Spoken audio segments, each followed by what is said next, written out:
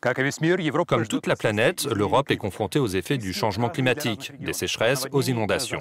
Savons-nous vraiment ce qui nous attend et comment y faire face? À Chypre, des scientifiques cherchent des réponses.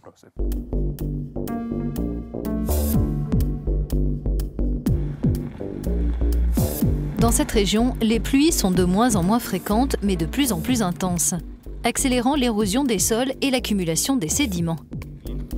Un barrage a été construit pour ralentir l'écoulement de cette rivière en eau quand il pleut et faire en sorte que l'eau pénètre dans le sol, mais la couche sédimentaire est un obstacle. Les gens qui vivent ici dépendent des eaux souterraines, à la fois pour les besoins de leur foyer et pour l'irrigation. On sait qu'avec le changement climatique, de moins en moins d'eau va s'écouler ici. Donc on veut évaluer la capacité du sol à stocker l'eau. L'inquiétude dans ce pays semi-aride, c'est que de plus en plus d'eau s'évapore avant d'atteindre les nappes phréatiques.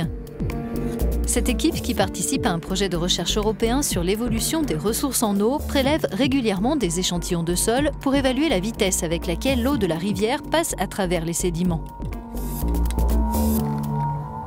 Nous allons chauffer cet échantillon pour enlever toute l'eau qui s'y trouve.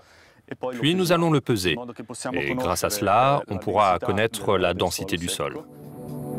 Pour étudier la circulation de l'eau dans le sol, les chercheurs réalisent d'autres mesures.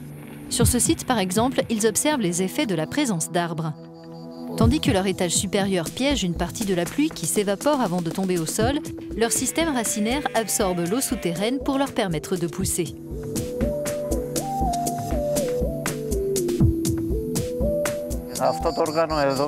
Ce capteur comporte 3 aiguilles. Cela nous permet d'estimer la vitesse avec laquelle l'eau circule dans le tronc. Et cela nous donnera la quantité d'eau que les arbres consomment, en quelque sorte.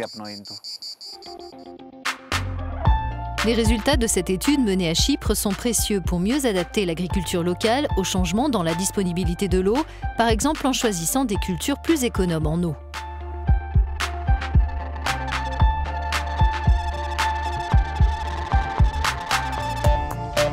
Ce projet est mené dans 6 pays, notamment en Allemagne. Dans cette région, la population alimentée par un système de réservoirs d'eau fait face à de fortes pluies estivales et un risque de crue subite. Les scientifiques étudient ici aussi les changements en surface et sous terre dans le cycle de l'eau.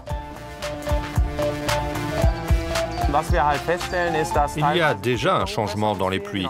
Certains hivers, elles sont plus faibles. Normalement, les crues hivernales surviennent en janvier, février. Aujourd'hui, elles se produisent parfois plus tard, comme en mars. Et l'été, on a une concentration plus grande de crues subites, ce qui veut dire que l'eau n'est pas là au bon moment, quand on en a besoin. Donc soit il n'y a pas assez d'eau potable, soit il y en a trop en cas de crue.